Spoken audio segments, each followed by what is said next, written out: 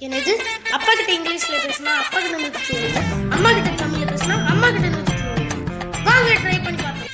வாப்பா ஃபுட் சாப்பிடலாம். ஏய், நான் அப்பையிலே சொல்லிட்டேன், ஒழுங்கா தமிழ்ல பேசு.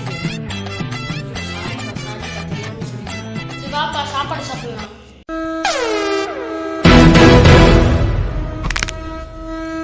டேய், ஒழுங்கா இங்கிலீஷ்ல பேசுடா. ஒழுங்கா தமிழ்ல பேசு. ஒழுங்கா இங்கிலீஷ்ல பேசு. தமிழ்ல பேசுடா. கோவதுடா, நீ ஒழுங்கா இங்கிலீஷ்ல பேசு. உனக்கு ரொம்ப கோவம் வரும். டேய், நீ தமிழ்ல பேசு. ஒன்றும் காரணம் நம்ம அப்படியே நைஸா எஸ்கேப் பண்ணலாம்.